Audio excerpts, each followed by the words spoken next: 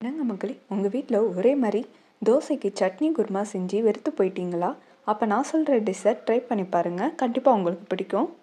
அந்த அருமையான dish name வெங்காரம். வாங்க எப்படி செய்யலான்னு பார்க்கலாம்.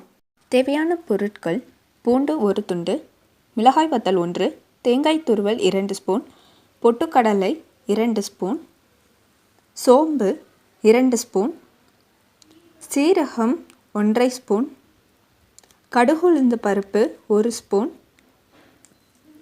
பெரிய வெங்காயம் 3, தக்காளி 2, கருவேப்பிலை தேவையான அளவு, கசகசா 1 ஸ்பூன், பொட்டுக்கடலை, தேங்காய், சீரகம், சோம்பு, கசகசா, வற்றல், பூண்டு இவை எல்லாத்தையுமே நம்ம மிக்ஸி ஜாரில் சேர்த்து நல்லா குறப்பாக ஃபஸ்ட்டு அரைச்சி எடுத்துட்டு அப்புறம் தேவையான அளவு நம்ம தண்ணி ஊற்றி மை போல் வர மாதிரி நம்ம அரைச்சி எடுத்துக்கலாம்.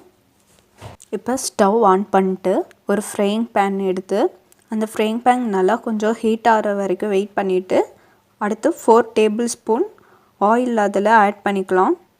ஆட் பண்ணிட்டு நல்லா ஆயில் ஹீட் ஆகிற வரைக்கும் வெயிட் பண்ணிட்டு ஹீட் ஆனதும் லோ ஃப்ளேமில் வச்சு கடுகு உளுந்து பருப்பு, கருவேப்பிலை, நறுக்கிய வெங்காயம் இது எல்லாத்தையுமே ஆட் பண்ணி நல்லா நம்ம வதக்கி விட்டுட்டு இருக்கணும். இந்த டிஷ்லேயே மெயின் என்னென்னா, நம்ம வெங்காயம் எந்த அளவுக்கு வதக்குறோமோ அந்த அளவுக்கு நமக்கு டேஸ்ட் கொடுக்கும்.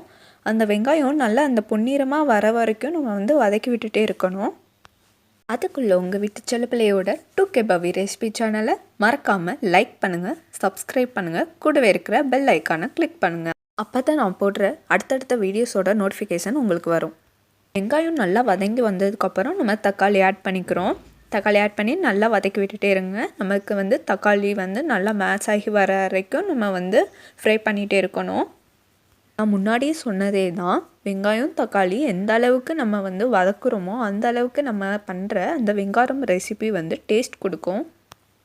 டாடி லிட்டில் பிரின்சஸே நல்லா வதக்க சொல்லியிருக்காங்கன்னு சொல்லிட்டு தீஞ்சு போகிற வரைக்கும் வதக்குனீங்கன்னா அப்புறம் ஃபுட் அவ்வளோதான், நீங்களும் காலி. இப்போ பார்த்திங்கன்னா உங்களுக்கு தெரியும் நல்லா மேஷ் ஆகி தக்காளியும் வெங்காயம் நல்லா மேஷ் ஆகி எந்த அளவுக்கு வந்திருக்குன்னு. மேஷ் ஆகலைன்னா இந்த மாதிரி கரண்டி வச்சு நீங்களே நல்லா மேஷ் பண்ணி விட்டுக்கோங்க. மேஷ் ஆனதுக்கப்புறம் நம்ம அரைச்சி வச்சுருக்க அந்த மசாலாவை ஆட் பண்ணிக்கலாம். இப்போ எல்லாத்தையும் நம்ம மிக்ஸ் பண்ணி விட்டுக்கிறோம். தேவையான அளவு நம்ம தண்ணீரை ஊற்றிக்கலாம். தண்ணீர் ஊற்றிட்டு 1 டைம் நல்லா மிக்ஸ் பண்ணி விட்டுக்கோங்க. உங்களுக்கு தேவையான அளவு உப்பு சேர்த்துருங்க. சேர்த்துட்டு நல்லா மிக்ஸ் பண்ணி விட்டுக்கோங்க. விட்டுட்டு நம்ம ஒரு பிளேட் போட்டு நம்ம க்ளோஸ் பண்ணி வச்சிடலாம். பச்சை வாசம் போகிற வரைக்கும் நமக்கு நல்லா கொதிச்சு வரணும். நான் ஒரு பிகைனர், எனக்கு சமைக்கவே தெரியாதுன்னெலாம் கவலைப்படாதீங்க.